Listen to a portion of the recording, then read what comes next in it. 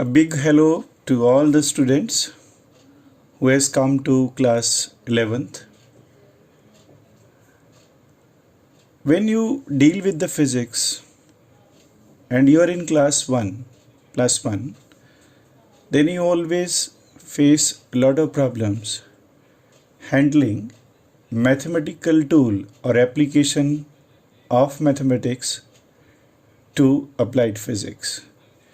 Even to understand theory properly, we need this tool called integration. So today I'm dealing, or just make you the beginning, just understanding the integration for you people, especially the medical student, because non-medical, they will have the mathematics as their basic subjects, but non-medical can do in plus 1 and plus 2, whereas for the medical student, till the completion of plus 2, they face the problem of integration. Derivatives or differential coefficient I have covered in the previous lecture, and today my focus is on basics of integration. Now, to make understand what is integration and where we use in physics as an application, then in layman's language I am writing that integration, that means summing up the small quantities of the same nature. We are adding up this total quantity, and summation becomes integration when there are large number of quantities. Summation, when you add 4 or 5 quantities, then we have used in 9, 10 in statics also. But when this quantity become very large, like I take the example that you have a mass capital M. This is symmetrically I have placed like this one. Then this mass capital M, if I symmetrically break this into so many parts, and as an example I select this one part as a dm, then the total mass dm, dm, dm, dm, dm becomes a summation or sum. Then I write that the total mass will be equal to dm plus dm plus dm plus so on, all the masses together, and this become the sign in mathematics sum dm, and this sign stand for S in big form is written as integration.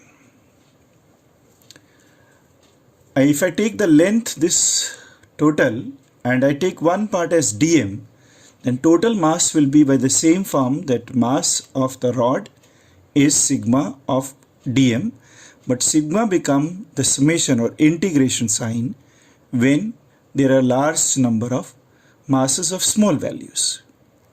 Likewise, if the total length is L and I want to write it in mathematics in integration form, so I'll break these masses into small parts, and let's say each part contribute dl. Then sigma of dl or integration of dl become the total length. So integration of dl means the total length of this one. Likewise, you have this area, it has length and breadth, and I want to say what is delta A, the total area of this field. So I'll write integration of dA. What was dA? One area. So dA plus dA plus dA, there are so many small areas of identical nature, then delta A become equal to integration of dA. So in layman language आप यही समझ सकते हैं कि जब छोटे छोटे areas को आइडेंटिकल नेचर के ऐड करेंगे तो टोटल एरिया, जिसको हम डेल्टा बड़ा बोल सकते हैं, is equal to integration of d a के बराबर हो जाएगा. Let's come forward.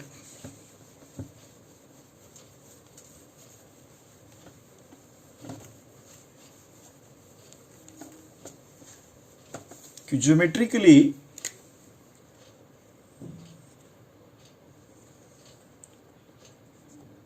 हमें x और y कोऑर्डिनेट्स दिए हों और ये रेफरेंस रीजन हो गया और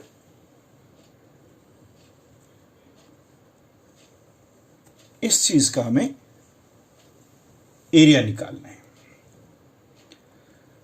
यहां तक कोई x की वैल्यू होगी और इधर y की भी कोई वैल्यू होगी। So to find this total area,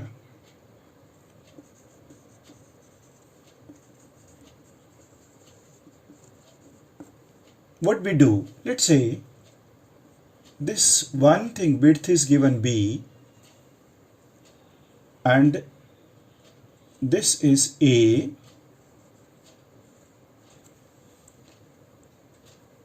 to find the total area what we do, we break this into small strips and you can choose either parallel to this or this, but I take like parallel to this one and I cut one strip with width of along x-axis say dx.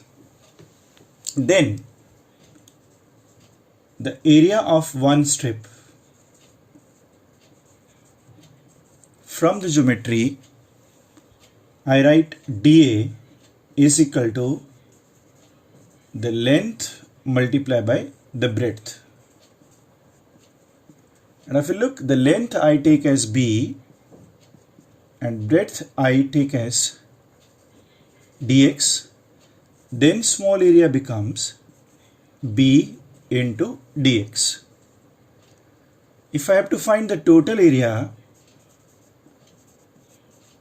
then I write a, which is under this one, summation of dA or integration of dA. For dA, I'll fill up the value b into dx. Now, this value we want to find out, where b is constant, then we'll see by the rule that b comes out of integration. Otherwise, if I take the value of x from 0 to a, that is because this is dx sum up to a. So we say we take the limit of x start from 0 to x equal to a. This expression is basically this area, b into dx. Now, it's not always true that this shape is like this one, that b is constant. But if the area is like this, that along x-axis, along y-axis, in the graph area, it could be in the same form of trapezium. Then what we do, again we take one approach, very small area, and here will be some value of y. Y is continuously changing, y will have the relation with the x. Then likewise I divide this into very small strips of each of width dx. Then one area of the strip is approximately this one. I leave the triangle at the top because that is very small. So I'm taking this area with value at present y and width of dx. The area of the strip dA becomes equal to the length into breadth y into dx. And as a rule, the total area A would be written as the integration of total area dA. So this would be written as y into dx. Now, this is called integration of y with respect to x. So when you put this y, you have with this integration, this integral, this integration sign, and integration is with respect to x. If you want to find out value from here to here, and you take the limits, let's say from 0 to a, this become the definite integration which has a definite value. But if this is not given, then it become indefinite integration. Now what would y? there might be some relation that y is related to the x. Why this relation? Ax plus b. That when x is 0, y is value b, and when x is equal to a, the value is equal to so and so. Or some constant, you write, let's say 4x plus 3 and a is equal to 2. So I write x from 0 to 2 and y will be filled as 4x plus 3. So whatever the y given, you will put up here 4x plus 3. This expression would be given to you, which is the equation of this line. Then total area will become 4x plus 3 dx, x start from 0 to x equal to 2. Now the question comes how to solve this, which directly from the trapezium I can find the value, because when I put to be x to be 0, y comes to be 3, and when I put here x to be equal to 2, the value is 11, and trapezium area will be equal to the area I have calculated by this approach. So this approach is better or far superior, because whatever may be the shape of this curve, it may be curve like this one, even we can find accurately the area using the technique of integration. So integration is basically a technique, a definite integration is a technique where we can find the area within the curve or below this curve, how much area is there. And to understand this one, we have to understand what are the basics rules of integration. So if I write the integration rules, so I put the sign of integration like this, and y is with respect to x. So this is read as integration of y with respect to x. But it may be with respect to time also, like this could be v into dt. This could be a into dl with respect to x. This is integration of y function with respect to x. And what would y? Y is dependent on x, called y is bearing a relation with x, or y is a function of x. This function, the relation between y x could be a polynomial, that y is related to x square plus 5x, or y is a straight line, linear relation. Even y can be a constant. The y could be with the trigonometric function.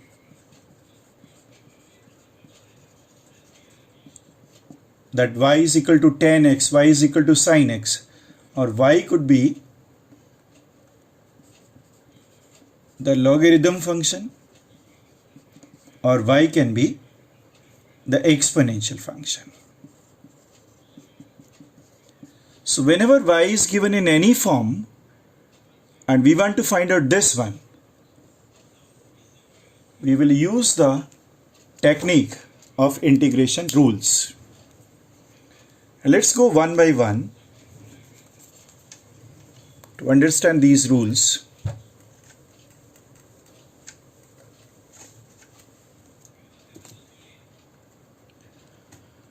Say the first rule I write,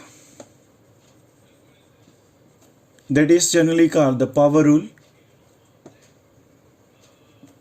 that y is given certain power, y is equal to x to power n. And remember this thing, that n except -1, the integration of y would be taken as x power n plus 1 over n plus 1 is the value of this, plus whenever this limit is not given, definite integration, this become indefinite integration, then the constant you have to write.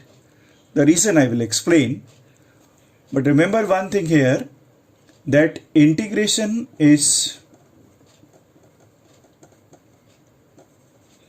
also called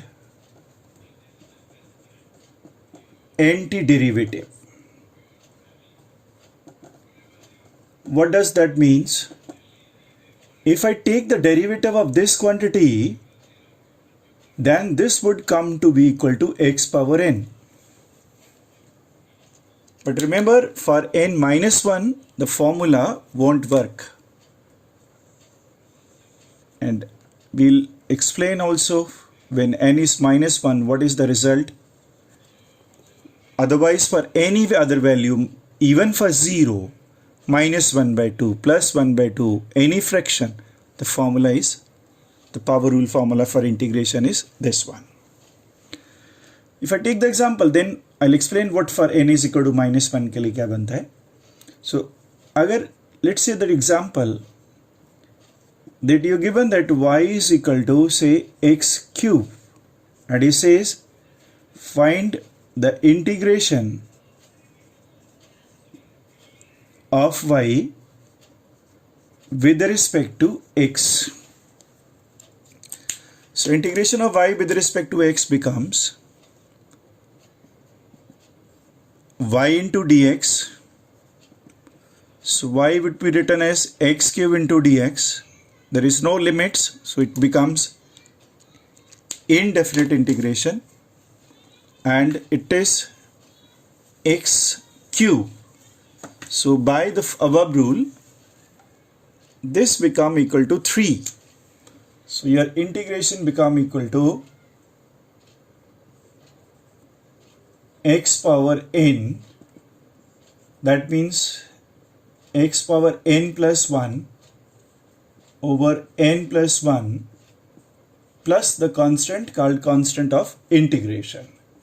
So integration of x cube with respect to x become x power 4 by 4 plus constant.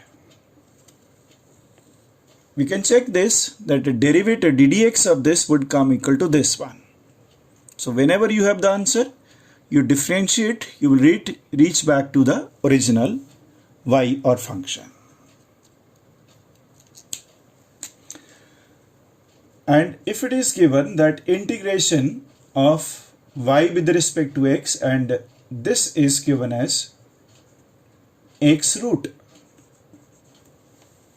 even then this will come under the power rule. So write this become equal to x power 1 by 2 into dx, and n is 1 by 2 not minus 1. So this integration will become x power n by 2 plus 1 whole divided by 1 by 2 plus 1 plus the integration constant c. So 1 by 2 plus 1 is equal to 3 by 2, and then 3 by 2 plus the constant. So this become 2 by 3 x power 3 by 2 plus the constant. This is the answer.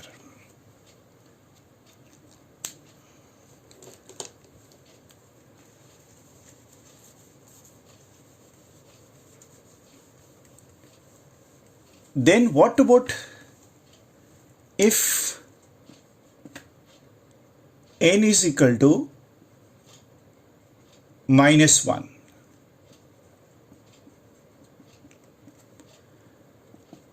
Then this become equal to x power minus 1 into dx, which would be written as 1 by x into dx.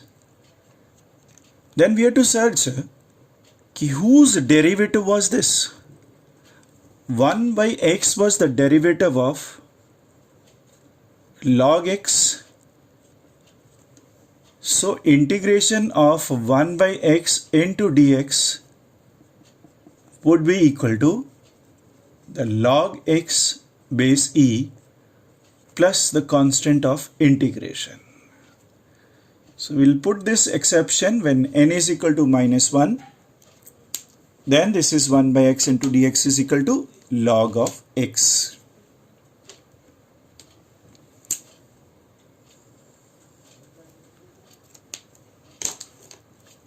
This is the rule number 2. And the third rule, if y is given equal to a constant, let's say c, or any constant a or k, into u, where u is function of x, and I have to calculate integration of y with respect to x, written as y dx. So I'll fill the value of y, which is equivalent c into u into dx. If it is a constant like derivative, this would come out of the integration. But u won't come out because u contain x. So if there is certain constant, then the constant like derivative is taken out of the integration. So let's apply this rule with an example. Let's say the y is given equal to 3x square, and you have to find y integration with respect to x. So I'll fill up the value of y, which is equal to 3 into x square into dx. I'll take out the 3 outside because of this rule, and once it is out, I'll apply for the rest the power rule. This is 2, which is not minus 1, then x power n plus 1, n plus 1 plus the constant of integration. This is any c, it can be written as c1 or whatever. This is 3 x cube divided by 3 plus the constant. 3 will cancel out with 3.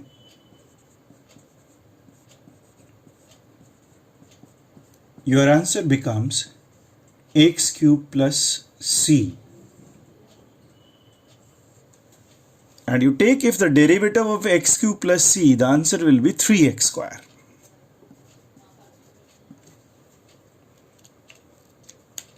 See, I am taking u as a power, but I said u could be sine cos, but we have to understand the derivative integration of sine cos. Then we'll come back to this question.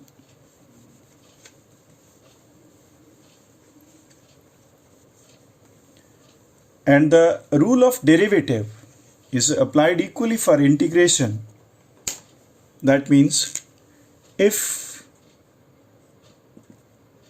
the y is given equal to u plus v, where u and v are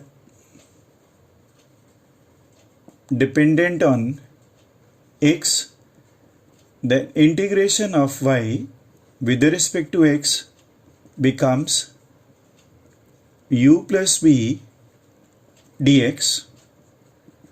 Then we can split these quantities into two factors, u dx, integration of u with respect to x, plus v with respect to x. Likewise, if it is y is equal to u minus v, or integration of y into dx you need, and y is dependent upon u, so y is dependent on x, u and v on x, then this would be written as u into dx minus v into dx. So combining both things, so integration of u plus minus v becomes integration of u into dx plus minus v into dx. So we can apply this, the sum and the difference rule. If there are two quantities, both will get separated out. So for example, integration of 2x square plus 3x plus 1 by x into dx. So integration will go inside and will separate out all the quantities. So 2x square into इसके साथ में भी dx लगाना है, 3x के साथ में भी dx लेना है, और 1 by x also carried like this one. Two constant outside, 3 constant outside, 1 by x, 1 constant, or this will remain as such, into dx. Here for these quantities will be the power rule. x power n, एक power बढ़ गई, plus 3 x power 1, x power 2 plus 2. This goes up, x power minus 1, not rule valid, and this was equal to the log of x. So this become the answer, 2 by 3 x cube plus 3 by 2 x square plus log of x plus the constant of integration. You can cross check by taking the derivative of this would come equal to the original function. 2x square plus 3x plus 1 by x integration log of x था, base e natural log ln भी लिखा जाता था.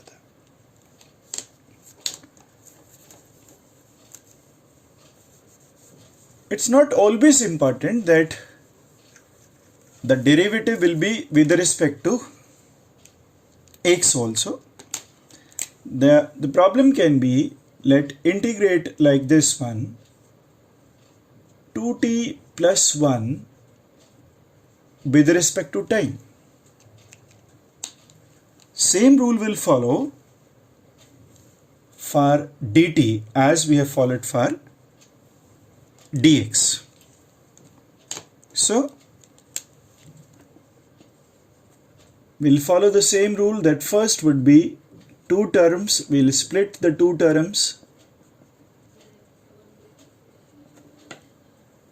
and in this case the 2 will come out and t power 1 into dt plus 1 will come out, or you keep it as this.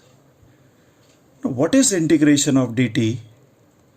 Whereas t into dt, we know that this will become t power 2 by 2. Then we make a little bit approach, because I said that t power 0 के लिए भी rule valid है. So 1 can be written as t power 0. And the power rule is valid for 0 also. 2 cancel with 2. And t power 0 become t power 0 plus 1 over 0 plus 1. So your answer come t square plus this is 1 and t. So remember this thing, that integration of dt is equal to t plus a constant. Constant दोनों में होगा, कोई एक ही लिख देना, sufficient है. So integration of D T T के बराबर होता है, क्योंकि 1 को लिखा है इसे और फिर पावर लगाया.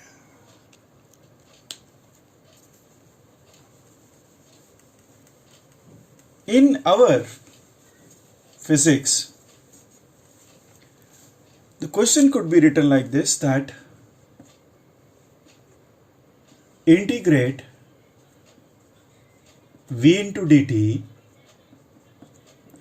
where v is equal to root of t plus 1 by root of t and say square.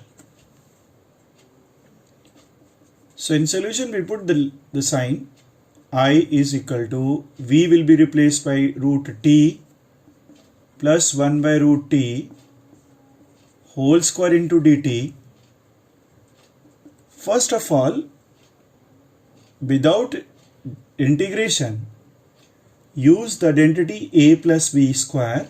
So this will become 3 terms, root 2 a square plus b square plus 2 times first term, second term and dt. So integration, this become equal to t power 1 by 2 का square 1 by t and root 2 cancel out 2 into dt. So therefore the integration become, split these terms, 1 by t into dt plus 2 into dt and follow the rule. These are 3 terms. T power 1 means t square by 2.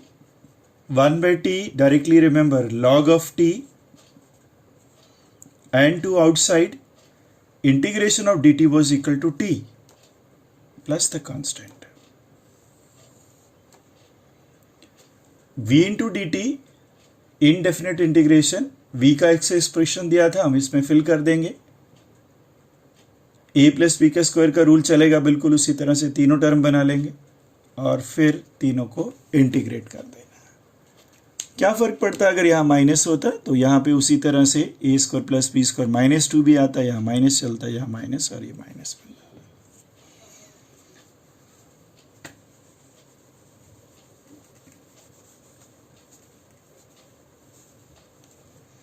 ना हमें बार बार कुछ ऐसी चीज़ें आ रही थी plus और minus में, लेकिन आपको ट्रिग्नोमेट्रिक फंक्शन की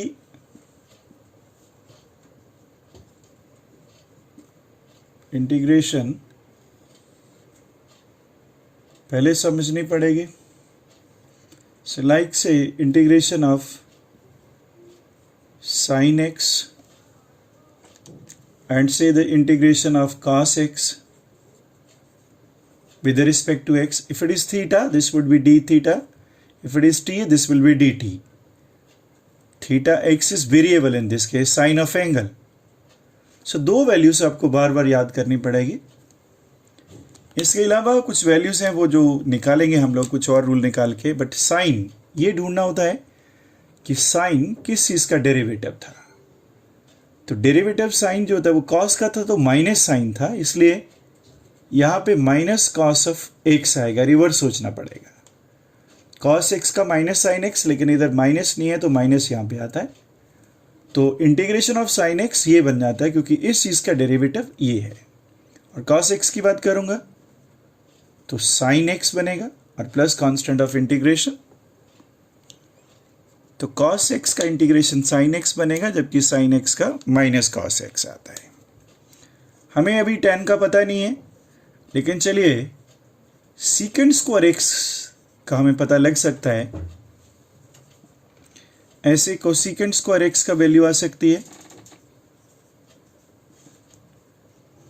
and सीकेंड x into tangent x की वैल्यू भी हम निकाल सकते हैं, क्योंकि कहीं ना कहीं अब रिवर्स में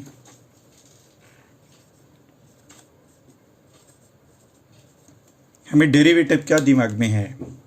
तो सीकेंड स्क्वायर एक्स किस चीज का डेरिवेटिव था, तो secant square x tangent x का था. इसलिए इसका इंटीग्रेशन जहां ये चीज होगी उसकी जगह पे ये रखेंगे. कोसेकेंड में कॉट का माइनस होता था, कॉट एक्स का डेरिवेटिव माइनस कोसेकेंड स्क्वायर था, तो इधर माइनस नहीं है तो इधर माइनस आया. और ये सीकेंड एक्स का पूरा डेरिवेटिव था और ये माइनस कोसेकेंड एक्स का था.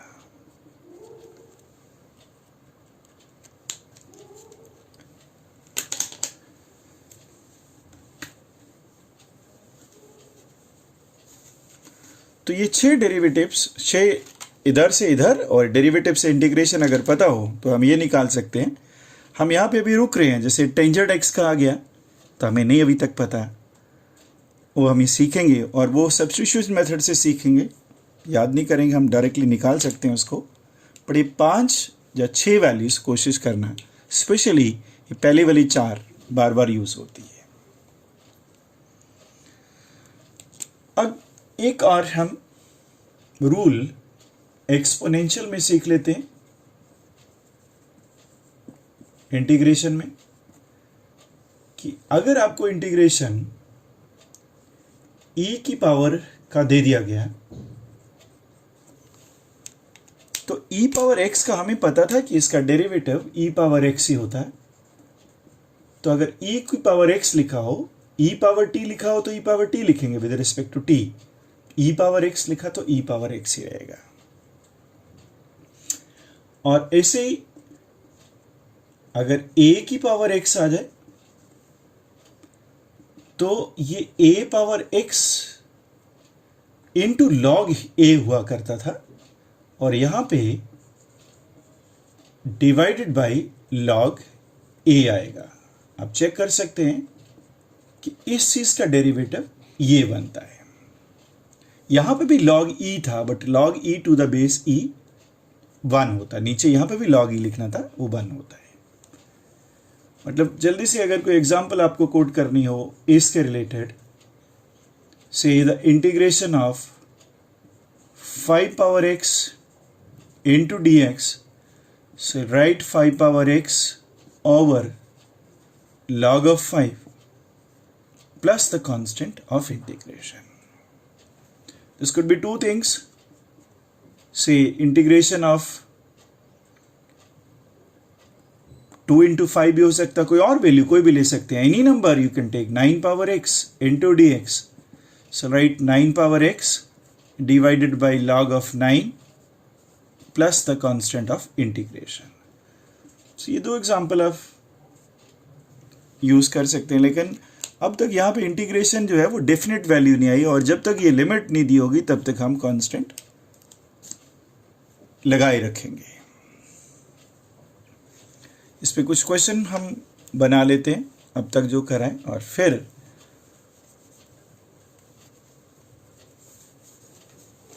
एक प्रोडक्ट रूल भी होता है, और इसमें डिवीजन रूल जो है वो नहीं लगाया जाता। मतलब अगर मैं कहीं ऐसे लिख दूं कि integration of let's say u into d x भी दिया हो और v इंटू डी एक्स दिया हो, तो आप इसको ऐसे नहीं कर लेंगे, ऐसे नहीं होगा। ये बहुत बड़ी मिस्टेक होगी, ये ऐसे नहीं होता है। ऊपर का अलग से करना होगा और नीचे का अलग से करना होगा।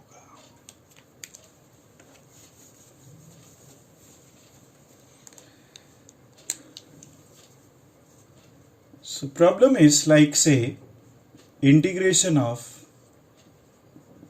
sin x plus x square plus 2 into dx. तो फर्स्ट रूल, सब टर्म्स को अलग अलग लिखेंगे।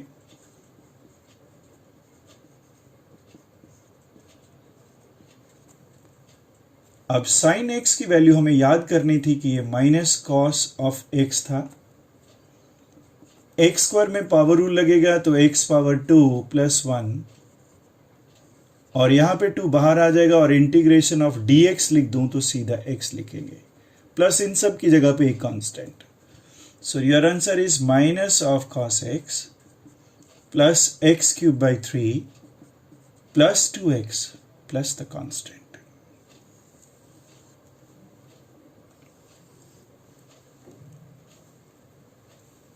ठीक है, और थोड़ा सा और बढ़ा लेते हैं कि इंटीग्रेशन ऑफ, अभी प्रोडक्ट रूल नहीं लेके चल रहे हैं, it's given integration of secant square x minus 5x plus 1 by x dx. Again था रूल, secant स्क्वायर के साथ में भी dx रहेगा, 5x के साथ भी dx रहेगा, और 1 by x के साथ भी dx रहेगा। अब सीकेंड स्क्वायर एक्स हम जानते थे कि इंटीग्रेशन ये टेंजेंट एक्स का था, -5 बार कांस्टेंट आ गया, और एक्स का एक्स पावर 2/2 था। इसको -1 ऊपर नहीं कर सकते, अगर -1 करेंगे तो पावर रूल नहीं आएगा, तो 1/x का सीधा ही हम याद रख रहे थे, log ऑफ x था। ये इसका आंसर बन गया।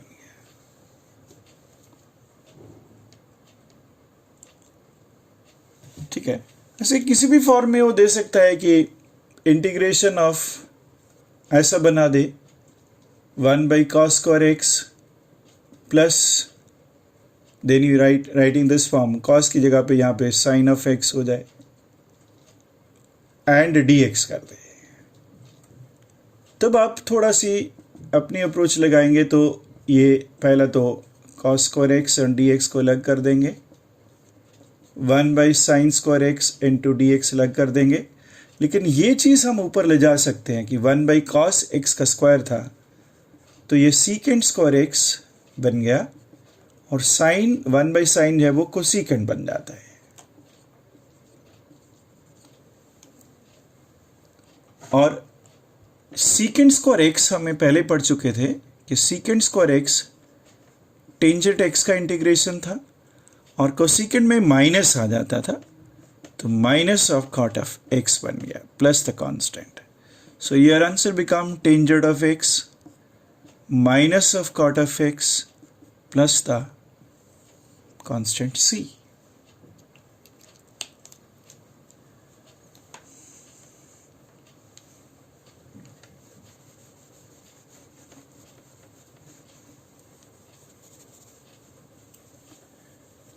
अब थोड़ा सा इंटीग्रेशन में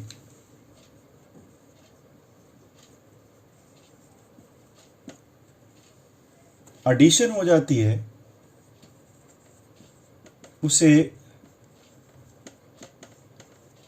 जनरली हम सब्स्टिट्यूशन मेथड से करते हैं। और सब्स्टिट्यूशन मेथड में मतलब कोई ऐसा इंटीग्रेशन दे दिया जाए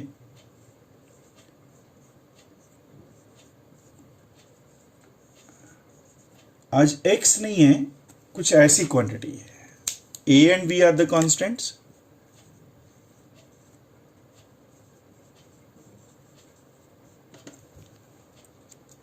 और ये दो टर्म्स है, पावर n है, 1 है तो चलिए कोई दिक्कत नहीं है, लेकिन 1 से ज़्यादा -1 के लिए ये भी नहीं वैलिड होगा, लेकिन होगी कोई और भी पावर होगी, रूट होगा, ये हो गया, तो ये रूल लगाएंगे n can be 1/2, n could be 3/2, n could be 3। इसका जो इंटीग्रेशन होता है, तो आप ऐसे समझ लीजिए, इसको सॉल्व तो हम करेंगे, लेकिन इसको अगर x मान के चलें तो ये ax plus b power n वाला रूल हो गया इंटीग्रेशन में, तो ये n+1 होगा, और नीचे भी फिर n+1 लेते थे। लेकिन आज अगर ये x नहीं है कुछ और है, तो नीचे याद रखना कि derivative of ax plus v आता है। मतलब अगर इसका डेरिवेटिव करेंगे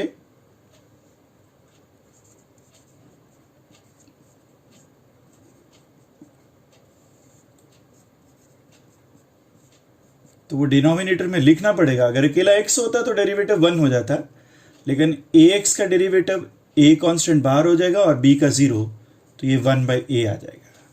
so the answer will B ax plus b power n+1 over a multiply by n+1 plus the constant of integration.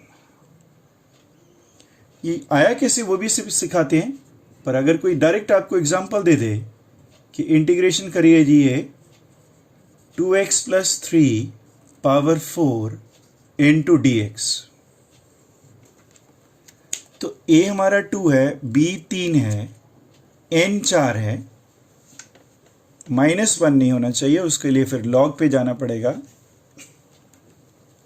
तो इसको इस स्टेप में हम ले जाएंगे ax plus b, your answer will be what, ax plus b power n is equal to 2x plus 3 power 4 plus 1 divided by 4 plus 1 x power n plus n over this. आज इसको हमने psychological x माना capital, तो यहाँ पे इस चीज़ का derivative लेना होता है, इसे वहाँ पे हमने चेन रूल में किया था। सो अगर सॉल्व करेंगे तो ये 2x plus 3 power 5 divided by 5 और D d x of 2x 2 बाहर हो गया और x का 1 plus D d x of 3 constant है तो वो 0 हो जाएगा। Your answer will B 2x plus 3 power 5 divided by 10 plus constant. अब समझते हैं ये आया कैसे,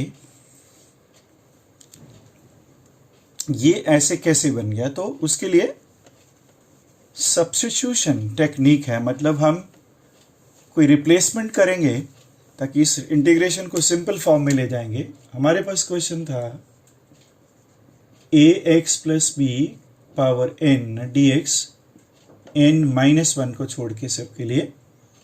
सो व्हाट वी डू, इसे सब इसको हम कुछ zx कोई नया नाम दे देते हैं, मैं z रिप्लेस कर लेता हूँ। सो आई राइट कि let z be equal to ax plus b. आज मैंने सपोज किया, बाद में इसको हटा देना है। अब इसको तो z भर दिया तो ये भी z की तरह आना चाहिए, इसलिए जो फर्स्ट स्टेप होता है वो इसका z का डेरिवेटिव लेना होता है। मतलब डी डी एक्स ऑफ जिसको आपने सोचा है z, जो यहाँ पे ax प्लस बी था, सो इसको डेरिवेटिव में अलग D d x of ax अलग हो जाएगा और D d x of b अलग हो जाएगा। a कांस्टेंट बाहर हो गया और D d x of x तो 1 ही आएगा और प्लस ये कांस्टेंट जो है इसकी तो वैल्यू 0 हो गई। सो हमारे पास स्टेप क्या आ गया कि d z by d x is equal to a के बराबर आया, क्योंकि दिस इज 1। तो हमें तो dx चाहिए था, तो इसलिए dx किसके बराबर हुआ, dz डिवाइडेड बाई a। ये इसको 1 लिख लेते हैं और इसको 2 लिख देते हैं। अब इसको उठा के ओरिजिनल जो दिया था एक्सप्रेशन उसमें फिल करेंगे तो हमें जो अब तक आसान पहले करा था वो दिखने लगेगा। तो so your integration become ax plus b की जगह क्या लिया था हमने, z, लेकिन उसकी पावर n थी और dx की जगह पे ये आ गया। अब a कांस्टेंट है तो इसको बाहर निकाल लेंगे और z पावर n इनसाइड रह गया, तो ये पावर रूल में आ गया। और पावर रूल में क्या होता है, z पावर n का मतलब था z power n plus 1 divided by n plus 1। So integration become 1 by a n plus 1 z power n plus 1 plus constant. But z तो हमने लिया था ना, अब z की वैल्यू वापस रख देनी है। तो z क्या बन गया, ax plus b power n plus 1 नीचे a into n plus 1 plus the constant.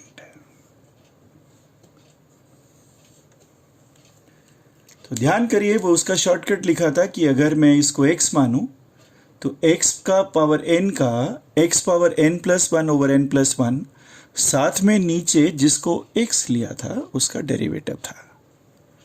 n minus 1 को छोड़ के बाकी सब जगह पे लगा सकते हैं, क्योंकि उस फॉर्म में हमारा रिलेशन वो लॉग में चले जाएगा। देखते हैं वो कैसे बनेगा। तो सब्स्टिट्यूशन में अगर कोई इंटीग्रेशन ऐसे दे दे 1 अपॉन x नहीं, उसकी जगह पे ऐसा ही दे दे, तो मैं समझ सकता हूं ये 1 बाई एक्स होगा। तो इसका जो आंसर आएगा वो लॉग ऑफ जो माना है डिवाइडेड बाई इस चीज का डेरिवेटिव, एंड इस चीज का डेरिवेटिव जो होगा वो ए के बराबर होगा। So this is 1/a log, ज़्यादा करके हम यहाँ मॉड लिखते हैं, कारण क्योंकि लॉग नेगेटिव नहीं होता, प्लस द कांस्टेंट। कि थोड़ी सी टेक्निक सीधी लगा लिए, लेकिन ये आया कैसे, और वो टेक्निक है सब्स्टिट्यूशन। और सब्स्टिट्यूशन में क्या था कि अगर इंटीग्रेशन ये दिया गया था 1 लीनियर ax प्लस बी, इसको ऊपर ले जाने से कोई मतलब नहीं, -1 है, ये 2x प्लस 3 है, 1x प्लस 5 है, whatever. So first step was let ax plus v is taken as z, ax plus v is taken as z। Second step क्या था कि इसका डेरिवेटिव लेना है, हमारा रिजल्ट वही आएगा जो हमने ऊपर लिखा है। So d d x of z किया, मतलब d d x of z बोलेंगे तो ax प्लस b हो गया।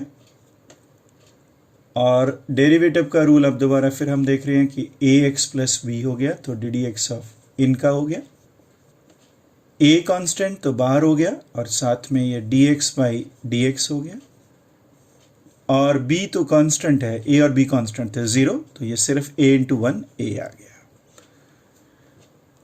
इसकी जगह पे तो हम z लिखेंगे, dx की जगह पे अब यहां देखिए dz किसके बराबर आ गया, dz is equal to a इसके बराबर। Therefore what is dx equal to dz divided by a। ये फिल करने लगे हम लोग, ये और ये, किसमें, जो हमें एक्सप्रेशन दिया गया था, कौन सा, ये वाला। तो इंटीग्रेशन क्या बन गया, 1/z इंटू dx की जगह पे क्या, dz बाई a। कांस्टेंट बाहर आ जाता है, और dz बाई जो z होगा, ये तो लॉग था। So your answer is 1/a into log of z plus constant.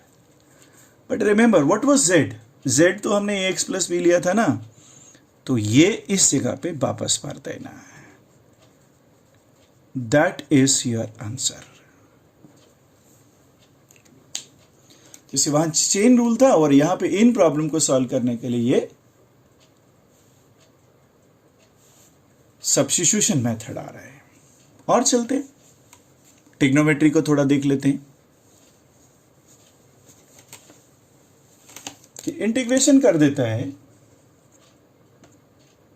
चलिए साइन को ले आते हैं, साइन ऑफ 5x ले लेते हैं।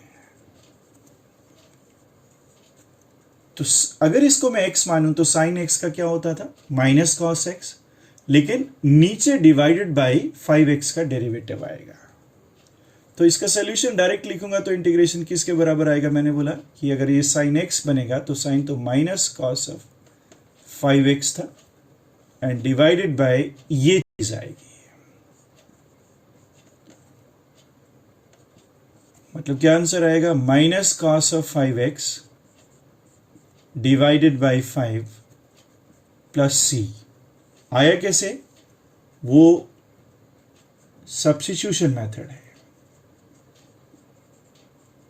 और क्या था वो सब्स्टिट्यूशन मेथड, कि अगर ये साइन ऑफ 5x दिया गया था, लेकिन हमें तो साइन x का आता है, तो इसको हमें कुछ x बनाना पड़ेगा। तो ये साइन z बना लेते हैं, और 5x को हमने जानबूझ के सोच के z ले लिया। दूसरा स्टेप, इसका ddx लेना होता है,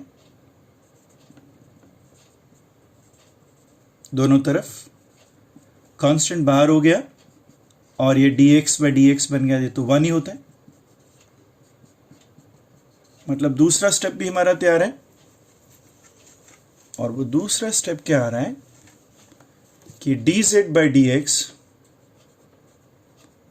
इज इक्वल टू 5, लेकिन हमें तो इसमें dx चाहिए, तो therefore dx become dz divided by 5।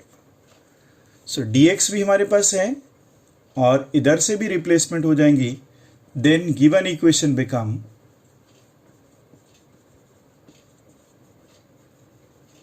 क्या बनेगा, integration of sine of z, because 5x हमने z लिया था, साथ में dx कितना आ गया, dz/5, तो ये तो z के साथ में आ रहा, 1/5 कांस्टेंट आउटसाइड हो गया, साइन z इंटू डी हुआ, और साइन z का हम पहले जानते हैं कि अगर अकेला साइन z होगा तो minus of cos of z होगा, प्लस इंटीग्रेशन कांस्टेंट ये है। अब z की वैल्यू हम यहाँ से फिल कर देंगे, और चाहे तो माइनस को बाहर लें, तो cos of 5x plus c, और ये वही था जो हमने ये लिखा था, minus of cos of 5x/5 plus the integration constant c। Likewise कोई भी आप क्वेश्चन इस तरह से बना सकते हैं, लॉग तक भी हम जा सकते हैं, लॉग ऑफ लॉग तक भी जाएंगे, लेकिन पहले एक प्रॉब्लम और देखते हैं कि इंटीग्रेशन कॉस ऑफ, कुछ और बड़ी वैल्यू देते हैं, 5x + 3 इंटू dx, ये x आज ये है, तो cos x की तरह हुआ, आएगा वही कि ऊपर किस चीज़ का डेरिवेटिव था, ये cos में हमारे पास साइन आएगा और नीचे इस चीज़ का डेरिवेटिव आएगा। एक बार कर लेते हैं और डायरेक्ट भी मैं लगा देता हूँ, और इसका सोल्यूशन में क्या होगा कि लेट 5x + 3 को हम z ले लेंगे और फिर दोनों तरफ dx भर देते हैं, जिसे बोलते हैं डेरिवेटिव, क्योंकि अगर इधर z से हटाना तो उसको भी हटाना है। 5 आउटसाइड हो गया और dx/dx यहाँ से आ गया, प्लस ddx ऑफ कांस्टेंट तो 0 ही हो जाएगा, और इधर dz/dx बन जाएगा, तो ये बन गया 5 × 1 + 0, दिस इज dz/dx। हमारी अप्रोच तो होती है dx की, तो dx dz ये नीचे चला गया तो 5 बन गया। पहला एक्सप्रेशन ये और दूसरा ये, और हम इसको गिवन इसमें एक्सप्रेशन में फिल कर लेंगे, और गिवन एक्सप्रेशन में अगर फिल करते हैं तो इंटीग्रेशन बन जाता है ये cos of z, because this z, and dx की जगह पे क्या लिखना है, dz/5, so 1/5 outside, cos of z into dz, और cos z, cos इंटीग्रेशन ये किस चीज़ का डेरिवेटिव था, ये साइन का था, so 1/5 sine of z plus constant, what was z? z was 5x + 3, so 1/5 sin of 5x + 3 plus the constant. और direct approach में क्या बताया गया था कि अगर ये cos है तो हम लिखेंगे cos की, इसका इंटीग्रेशन लेना विद रिस्पेक्ट टू x, तो यहाँ लिखेंगे साइन ऑफ जिसको x माना, और नीचे इस चीज का सीधा डेरिवेटिव, ये डायरेक्टली आंसर वही बन रहा है, sine of 5x + 3 / 5 plus the constant, that is your answer. So will continue, but ये आगे हम चाहे e की पावर में ले जाएं, चाहे लॉग, किसी के लिए भी यूज करेंगे, पर पहले हम ये सीखेंगे सब्स्टिट्यूशन में कि अगर आपको ये बोल दिया जाए कि इंटीग्रेशन ऑफ टेंजेंट x किसके बराबर होगा, तो नहीं पता था, तो आज हम इसको ट्रिग्नोमेट्री यूज करके sin x/cos x लिखेंगे। अब थोड़ा सा सोचना पड़ता है कि किसको हम सब्स्टिट्यूट करें, साइन को भी कर सकते हैं, कॉस भी करते हैं, हम याद करना ज़्यादा करके डिनोमिनेटर लेते हैं, cos x को हम z मान लेते हैं, यहाँ पे सब z आना चाहिए, तो cos x z लिया तो इसका फिर हम x के रिस्पेक्ट में डेरिवेटिव करना है।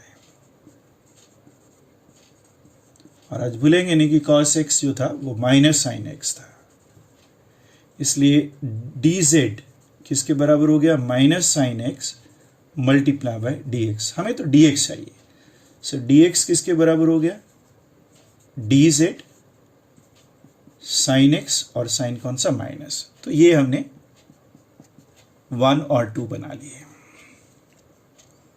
अब जो गिवन ये वाला था इसमें फिल करने लगे। अगर इसमें हम फिल करते हैं तो इंटीग्रेशन बन जाएगा साइन एक्स। साइन एक्स तो कुछ नहीं है, चलिए अभी रखते हैं, लेकिन कॉस एक्स की जगह पे हम z भर सकते हैं। और क्या आया हमारा dx, dx आया minus dz divided by sine of x। अगर हम सोच पाए तो ये कैंसिल हो रहा है। Directly sine x into d x जो था वो माइनस डी जेड था। चलो कोई नहीं, हमने यहाँ काट दिया। सो इंटीग्रेशन में कौन सा आ गया, माइनस साइन बाहर, डी जेड बाई जेड हो गया। अरे ये तो जानते हम, लॉग होता है, 1 by x into d x की तरह हो गया। So minus log z base e plus integration constant c, लेकिन जेड तो कॉस एक्स लिखा था। So minus log of cos x plus c. तो एक तो आंसर ये बन जाता है। कई बार हम इसको थोड़ा सा और भी बदल सकते हैं, ये मॉड लिया जाता है क्योंकि log हमेशा पॉजिटिव वैल्यू लेनी होती है। एक log की प्रॉपर्टी लेके चलें तो माइनस को अंदर भी ले जाके भी हम और सॉल्व कर सकते हैं। मतलब ये बनेगा इंटीग्रेशन log लेंगे तो ये cos x की ये माइनस है तो ये पावर -1 हो जाती है, और ये इंटीग्रेशन log ऑफ ये 1 अपॉन cos x लिखा जाएगा और ये सीकेंड में चला जाएगा।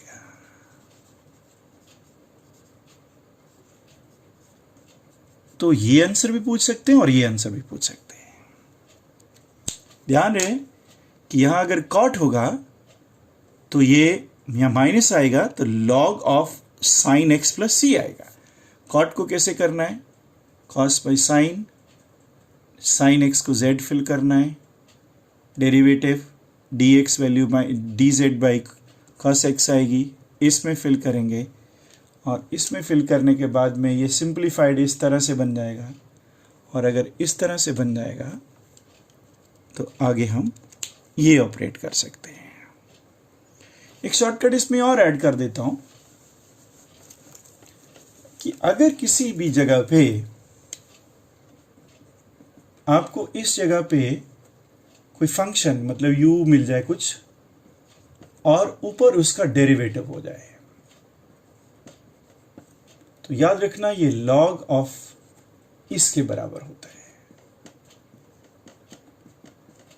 मतलब ऐसे मान के चलिए कि नीचे मुझे यहाँ पे कोई चीज़ मिल जाए, जैसे साइन एक्स मिल जाए और ऊपर उसका डेरिवेटिव जो cos x होता है, तो नीचे ये फंक्शन ऊपर इसका डेरिवेटिव, तो इसका सीधा आंसर log ऑफ फंक्शन होता है।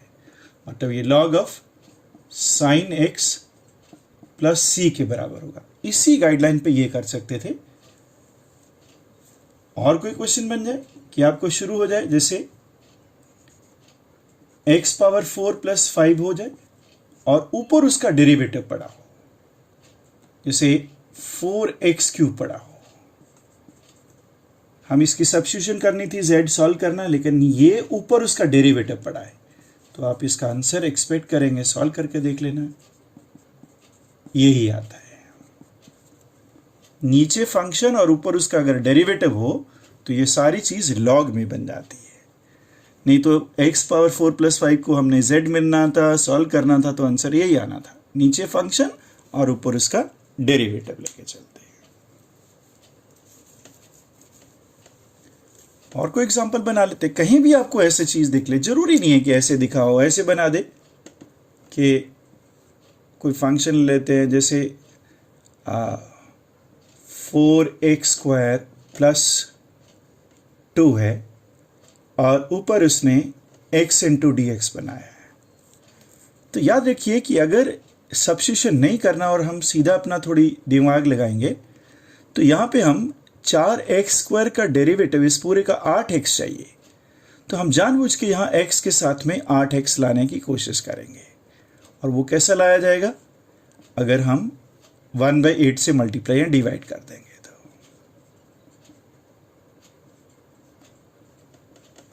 अब 1/8 को हम बाहर निकाल लेंगे और ये 8x ओवर 4x² प्लस 2 लगाएंगे तो ये फंक्शन है और ऊपर उसका डेरिवेटिव है, क्योंकि इसका ddx करेंगे तो 8x आएगा और ये हमने बना दिया, नीचे फंक्शन, ये वैल्यू और ऊपर उसका डेरिवेटिव पड़ा हो तो ये डायरेक्टली लॉग में चले जाता है, प्लस द कांस्टेंट है। अदरवाइज क्या करना था?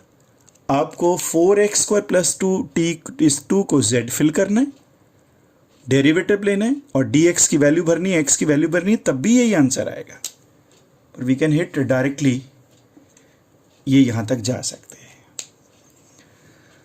सो will continue in the next lecture, but यहां तक आप समझ लीजिए कि हम यहां तक ब्रीफिंग में इनडेफिनेट इंटीग्रेशन कराएं। मुझे इसके कुछ क्वेश्चन, कुछ एडवांस क्वेश्चन और थोड़े से फिर मुझे डेफिनेट इंटीग्रेशन करना, यहां लिमिट दी होगी। Thank you very much for cooperation. Thanks a lot.